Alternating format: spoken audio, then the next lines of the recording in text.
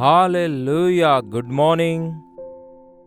ಬೆಳಗಾಯ್ತು ಪ್ರಿಯರೇ, ಮತ್ತೊಂದು ಸಾರಿ ನಮ್ಮ ದೇವರ ವಾಕ್ಯದೊಂದಿಗೆ ನಮ್ಮ ದಿನವನ್ನು ಪ್ರಾರಂಭಿಸೋಣ. ಬನ್ನಿ ಚಿಕ್ಕ ಪ್ರಾರ್ಥನೆ ಮಾಡಿಕೊಳ್ಳೋಣ. ಪರಿಶುದ್ಧ ದೇವರೇ, ನಿಮಗೆ ವಂದನೆಗಳು. ಎಂತಹ ಒಳ್ಳೆ ದೇವರಾಗಿದ್ದೀರಲ್ಲವೇ. ನಿಮಗೆ ಮೊರೆ ಇಡುವಂತಹ ಭಾಗ್ಯವನ್ನು ನಮ್ಮಂತಹ ಸಾಮಾನ್ಯರಿಗೆ ಕೊಟ್ಟು ಎಲ್ಲೋ ಇರುವ ನಿಮಗೆ ಇಲ್ಲಿಂದಲೇ ಕೂಗಿಕೊಂಡಾಗ ತಿರುಗಿ ಉತ್ತರಿಸುವ ದೇವರಾದ ನಿಮಗೆ ವಂದನೆಗಳು. ನಮ್ಮ ಪ್ರಾರ್ಥನೆ ಲಾಲಿಸಿರಿ ಎಂದು ಕ್ರಿಸ್ತನ ನಾಮದಲ್ಲಿ ಬೇಡುತ್ತೇವೆ ತಂದೆಯೇ, ಆಮೆನ್. ದೇವರಿಗೆ ಸ್ತೋತ್ರ. ಪ್ರಾರ್ಥನೆ ಕುರಿತು ನಾವು ಅನೇಕ ವಿಷಯಗಳನ್ನು ಕಲಿಯುತ್ತಾ ಇರುವಾಗ ನೀವು ಪ್ರಾರ್ಥನೆಯ ಜೀವಿತದಲ್ಲಿ ಅಭಿವೃದ್ಧಿ ಆಗ್ತಾ ಇದ್ದೀರಾ? ಪ್ರಾರ್ಥನೆ ಮಾಡಲು ನನಗೆ ಬರಲ್ಲ, ನಾನು ಪ್ರಾರ್ಥಿಸಲು ಆಗೋದಿಲ್ಲ, ನನಗೆ ಪ್ರಾರ್ಥನೆ ಮಾಡಲು ಮನಸ್ಸೇ ಆಗಲ್ಲ ಎನ್ನುವಂಥವರಾಗಿದ್ದೀರಾ? ಪ್ರಾರ್ಥನೆ ಅಂದ್ರೇನೆ ನಿದ್ರೆ ಬರುತ್ತೆ, ನನಗೆ ಪ್ರಾರ್ಥನೆ ಅಂದ ಕೂಡಲೇ ಬೇಸರ ಬರುತ್ತೆ, ಪ್ರಾರ್ಥನೆ ಅಂದಾಗ ಭಯ ಉಂಟಾಗತ್ತೆ. ಈ ರೀತಿ ನಾನಾ ವಿಧವಾದ ರೀತಿಯಲ್ಲಿ ಮಾತಾಡ್ತಾರೆ ಕೆಲವರು.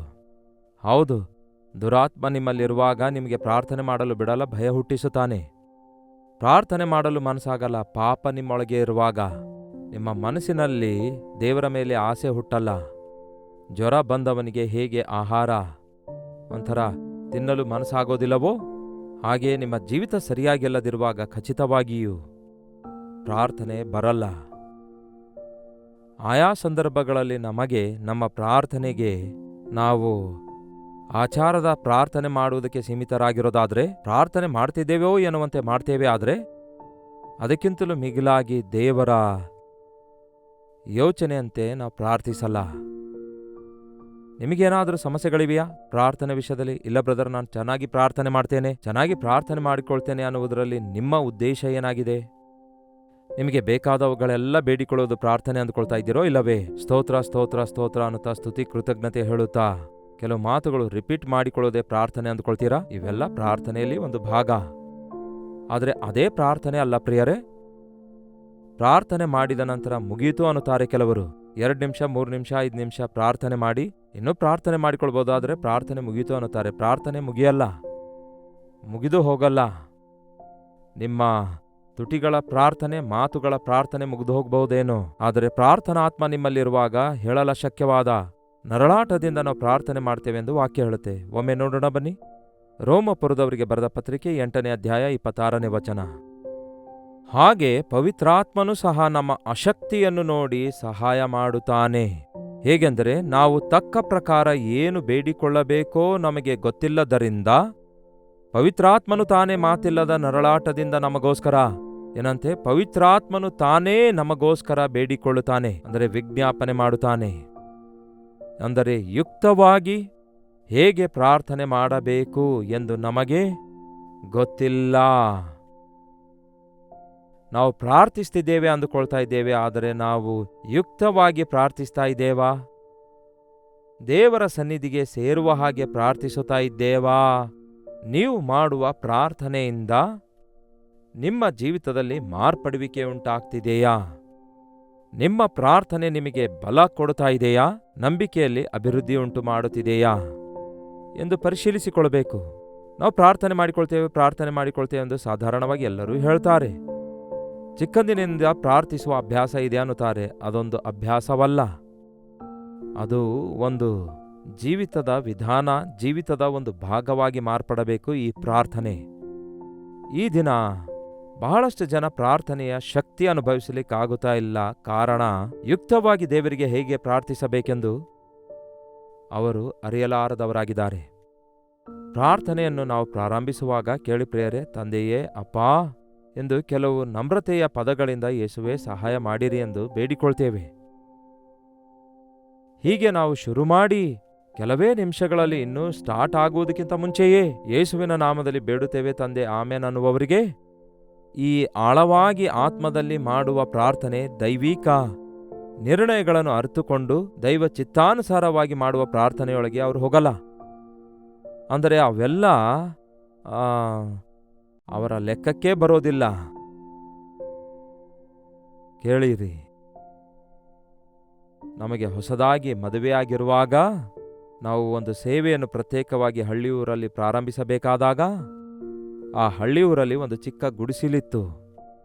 ನಮಗೂ ಸ್ವಂತ ಮನೆಗಳಿದ್ವು, ನಮ್ಮ ಹೆಂಡತಿ ಅವರಿಗೂ ಸ್ವಂತ ಮನೆಗಳಿದ್ವು. ನನ್ನ ಹೆಂಡತಿ ತವ್ರ ಮನೆಗೆ ಹೋಗಲಿಲ್ಲ, ನಾನು ನನ್ನ ತಂದೆ ಮನೆಗೆ ಹೋಗಲಿಲ್ಲ, ದೇವ್ರು ಹೇಳಿದ ಸ್ಥಳಕ್ಕೆ ಹೋದೆವು. ಆ ಊರಲ್ಲಿ ಕ್ರೈಸ್ತರಿಗೆ ಮನೆ ಕೊಡಲ್ಲ ಅಂದಿದ್ದಕ್ಕೆ ಒಂದು ಚಿಕ್ಕ ಗುಡಿಸಲು ನಮಗೆ ದೊರಕಿತು. ಅದರಲ್ಲಿ ಸೇವೆ ಪ್ರಾರಂಭಿಸಿದೆವು. ಅಲ್ಲಿ ನಾವಿಬ್ಬರೇ ಒಂದು ಮುದ್ದೆ ಅಡಿಗೆ ಮಾಡಿಕೊಳ್ಳೋದು, ತಿನ್ನೋದು, ಸೇವೆ ಮಾಡೋದು.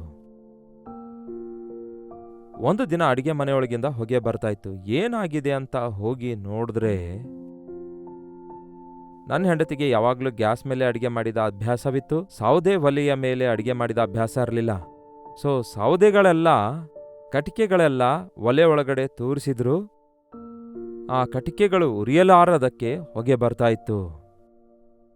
ಎಷ್ಟೋ ಹೊತ್ತಿನಿಂದ ಇದು ಉರಿಯಬೇಕೆಂದು ಪ್ರಯತ್ನಿಸ್ತಿದ್ದೇನೆ, ಆದರೆ ಕಟಿಕೆ ಉರಿಯುತ್ತಾ ಇಲ್ಲ ಅಂದರು. ನಂತರ ನಾನು ಅದಕ್ಕೆ ಬೆಂಕಿ ಅಂಟಿಸಿದೆ. ಯಾಕೆಂದರೆ ಬ್ಯಾಚುಲರ್ ಆಗಿದ್ದಾಗ ನೀಲಗಿರಿಸ್ ಬೆಟ್ಟದಲ್ಲಿ ಮಿಷನರಿ ಸೇವೆ ಮಾಡ್ತಿರುವಾಗ, ಉದ್ಯೋಗ ಅಲ್ಲ ಪ್ರಿಯರೇ, ಸೇವೆ ಮಾಡ್ತಾ ಇರುವಾಗ ಅಲ್ಲಿ ನನ್ನ ಅಡಿಗೆ ನಾನೇ ಮಾಡ್ಕೊಂಡು ಹೋಗ್ತಾ ಇದ್ದೆ. ಅಲ್ಲಿ ಕಟ್ಟಿಗೆ ಒಲೆಯ ಮೇಲೆ ಅಡಿಗೆ ಮಾಡಿರುವ ಅನುಭವ ಬಹಳ ಚೆನ್ನಾಗಿತ್ತು. ಹಾಗಾಗಿ ಎಲ್ಲಾ ಕಟ್ಟಿಗೆ ಒಂದೇ ಸಾರಿ ತೂರಿದ್ರೆ ಹೇಗೆ ಬೆಂಕಿ ಅಂಟ್ಕೊಳ್ಳುತ್ತೆ ನೋಡಿ. ಹೀಗೆ ಒಂದು ಕಟ್ಟಿಗೆ ಮೇಲೆ ಇನ್ನೊಂದು ಕಟ್ಟಿಗೆ ಇಟ್ಟು, ಒಂದು ಕಟ್ಟಿಗೆ ಮೇಲೆ ಕೆರೋಸಿನ್ ಹೊಯ್ದು ಸ್ವಲ್ಪ ಬೆಂಕಿ ಅಂಟಿಸಿ ಕೆಳಗಡೆ ಊದಿದ್ರೆ ಆಗ ಅದು ಬೆಂಕಿ ಅಂಟ್ಕೊಳ್ಳುತ್ತೆ. ಬೆಂಕಿ ಅಂಟ್ಕೊಂಡ ನಂತರ ಮತ್ತೆ ಹೆಚ್ಚು ಕಟ್ಟಿಗೆ ಹಾಕುವಾಗ ಅದು ಬಗಬಗ ಅಂತ ಉರಿಯುತ್ತೆ ಎಂದು ಅವರಿಗೆ ಕಲಿಸಿಕೊಟ್ಟೆ. ನಮ್ಮ ಪ್ರಾರ್ಥನೆ ಕೂಡ ಎಲ್ಲಾ ಭಾರಗಳು, ಎಲ್ಲಾ ಸಂಗತಿಗಳು ದೇವರ ಮುಂದೆ ಒಂದೇ ಸಾರಿ ಹೊಯ್ದು ಬಿಟ್ಟು, ಈಗ ದೇವರೇ ನನಗೆ ಈ ಕಷ್ಟ ಇದೆ, ಈ ಬಾಧೆ ಇದೆ, ಈ ಶ್ರಮೆ ಇದೆ, ನನಗೆ ಅದು ಬೇಕು ಇದು ಬೇಕು ಎಂದು ಎಲ್ಲಾ ಒಟ್ಟಿಗೆ ಕೇಳಿಬಿಡ್ತಾರೆ. ಆ ಪ್ರಾರ್ಥನೆಗೆ ಉತ್ತರ ಬರ್ತಿಲ್ಲ ಅನ್ನೋದಾದ್ರೆ ಅದು ಬೆಂಕಿ ಅಂಟ್ಕೊಂಡಿಲ್ಲ ಎಂದರ್ಥ. ಅದು ಬರೀ ಹೊಗೆ ಬರುತ್ತೆ, ಬೆಂಕಿ ಅಂಟ್ಕೊಳ್ಳಲ್ಲ. ಬರೀ ಶಬ್ದಗಳು ಬರ್ತವೇನೋ, ಆದರೆ ಪರಿಶುದ್ಧಾತ್ಮನ ಕಾರ್ಯ ನಡೆಯುವುದಿಲ್ಲ. ಅದಕ್ಕೆ ನಾವು ಪ್ರಾರ್ಥನೆಗಾಗಿ ಸಿದ್ಧಗೊಳ್ಳಬೇಕು. ಪ್ರಾರ್ಥನೆಯಲ್ಲಿಯೇ ಪ್ರಾರ್ಥನೆ ಹೇಗೆ ಮಾಡಬೇಕೆಂದು ಕಲಿಯಬೇಕು.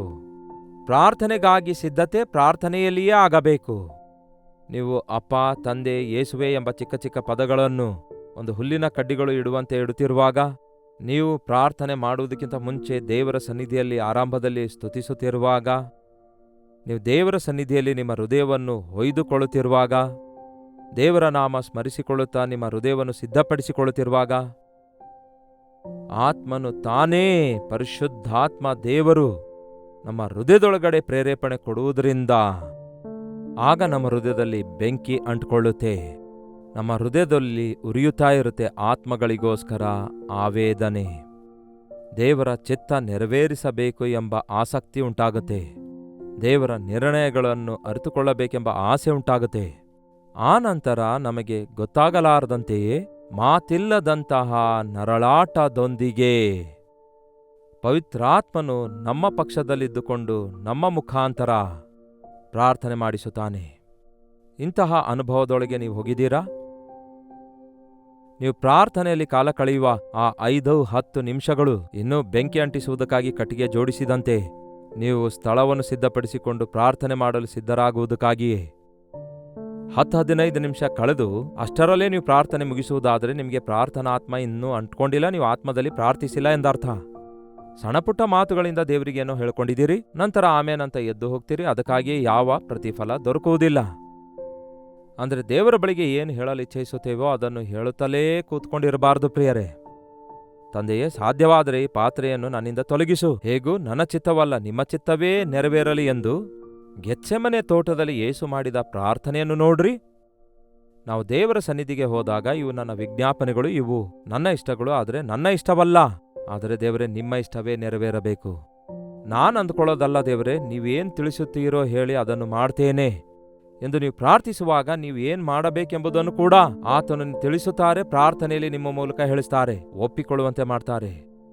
ನಮಗೆ ಕೆಲವೊಂದು ಇಷ್ಟ ಇರಲ್ಲ ಪ್ರಿಯರೇ, ಕೆಲವು ಕೆಲಸ ನಾವು ಮಾಡಲ್ಲ ಅನ್ನುತ್ತೇವೆ, ಆದರೆ ಪರಿಶುದ್ಧಾತ್ಮ ದೇವರು ನೀವು ಮಾಡಬೇಕೆಂದು ಒಪ್ಪಿಕೊಳ್ಳುವಂತೆ ಮಾಡ್ತಾರೆ. ಯಾಕೆಂದರೆ ಅದು ಮಾಡಿದ್ರೆ ನಿಮಗೆ ಒಳ್ಳೆಯದಾಗುತ್ತೆ.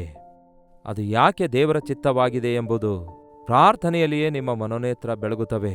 ಈ ಸ್ಥಾನಕ್ಕೆ ಈ ದಿನ ಅನೇಕ ಜನರ ಪ್ರಾರ್ಥನೆ ಮೆಟ್ಟಿಲು ಹತ್ತುತ್ತಾ ಇಲ್ಲ.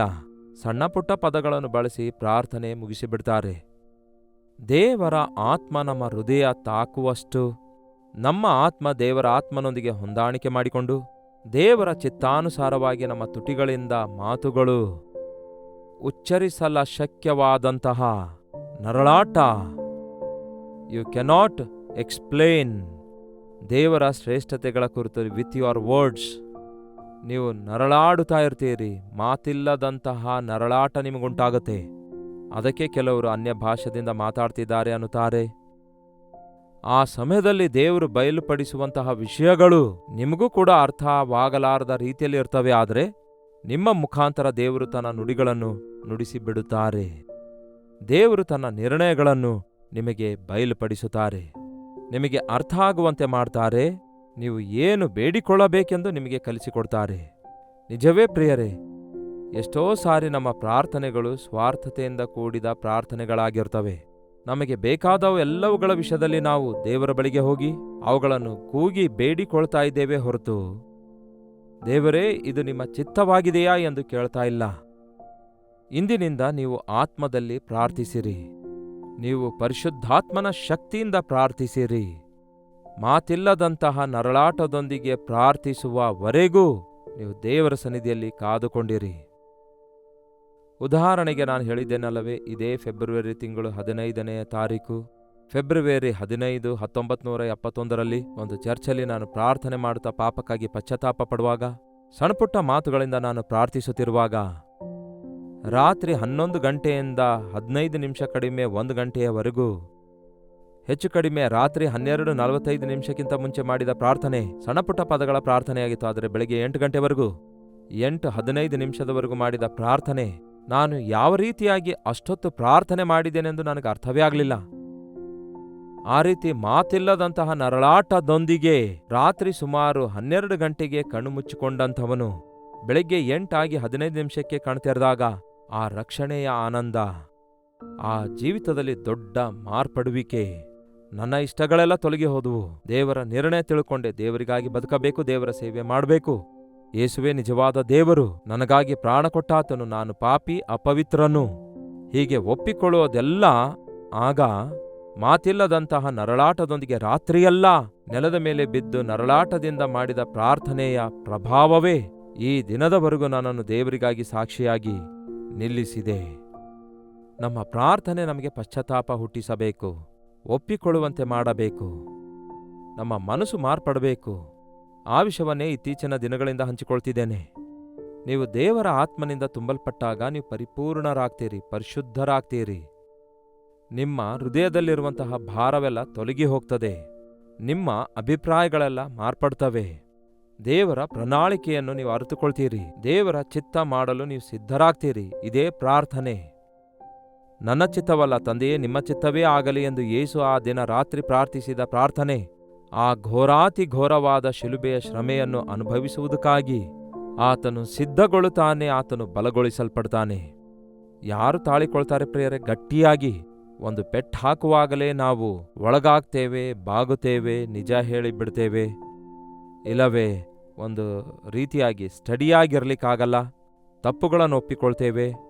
ಆದರೆ ಯೇಸುವಿಗೆ ಅಷ್ಟು ಘೋರವಾದ ಶಿಕ್ಷಿಸಿದರೂ ಕೂಡ ದೇವರನ್ನು ಆತನು ದೂಷಿಸಲಿಲ್ಲ, ತನ್ನನ್ನು ಶಿಕ್ಷಿಸಿದವರನ್ನು ದ್ವೇಷಿಸಲಿಲ್ಲ, ಇಲ್ಲವೇ ಶಪಿಸಲಿಲ್ಲ. ಬದಲಿಗೆ ತಂದೆಯೇ, ಇವರು ಏನು ಮಾಡುತ್ತಿದ್ದಾರೋ ಅವರು ಅರಿಯರು, ಆದುದರಿಂದ ಅವರನ್ನು ಕ್ಷಮಿಸು ಎಂದು ಪ್ರಾರ್ಥಿಸ್ತಾರೆ. ಆ ರಾತ್ರಿ ಆ ಗೆತ್ಸೆಮನೆ ತೋಟದಲ್ಲಿ ಆ ಪಾಪಗಳೆಲ್ಲ, ಮಾನವರ ದೋಷ ಪಾಪಗಳೆಲ್ಲ ಆತನ ಕಣ್ಮುಂದೆ ಬಂದಾಗ, ತಂದೆಯೇ ನಿಮ್ಮ ಚಿತ್ತ ಇರುವುದಾದರೆ ಈ ಪಾತ್ರೆಯನ್ನು ನನ್ನಿಂದ ತೊಲಗಿಸಿರಿ. ಎಲ್ಲರ ದೋಷಗಳು ಪಾಪಗಳು ನನ್ನ ಮೇಲೆ ಬೀಳುವಾಗ ಆ ಅವಮಾನ, ಆ ನಾಚಿಕೆ, ಆ ವೇದನೆ, ಆ ಶ್ರಮೆ, ಆ ದೇವರ ಕೋಪ ಇವೆಲ್ಲ ತಾಳಿಕೊಳ್ಳೋದು ಬಹಳ ಅಸಾಧ್ಯ ಪ್ರಿಯರೇ.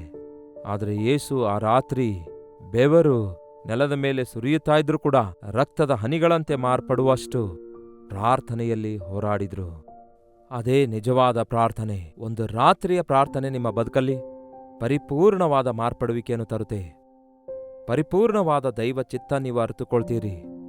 ಪರಿಪೂರ್ಣವಾದ ಆತನ ಪ್ರಣಾಳಿಕೆಯಲ್ಲಿ ನೀವು ಬದುಕುವವರಾಗಿರ್ತೀರಿ. ನಾನು ಅನುಭವಪೂರ್ವಕವಾಗಿ ಈ ವಿಷಯಗಳನ್ನು ಹಂಚಿಕೊಳ್ತಿದ್ದೇನೆ. ಈಗಾಗಲೇ ಅನೇಕ ಸಾರಿ ನಾನು ಪ್ರಾರ್ಥನೆಯಲ್ಲಿ ಕಣ್ಣು ಮುಚ್ಚಿಕೊಂಡಾಗ ಯಾವಾಗ ಕಣ್ಣು ತೆರೆಯುತ್ತೇನೋ ಗೊತ್ತಿಲ್ಲ, ಏನೆಂದು ಪ್ರಾರ್ಥಿಸಿದ್ದೇನೆಂದು ಕೆಲವೊಮ್ಮೆ ನನಗೆ ಅರ್ಥವಾಗಲ್ಲ.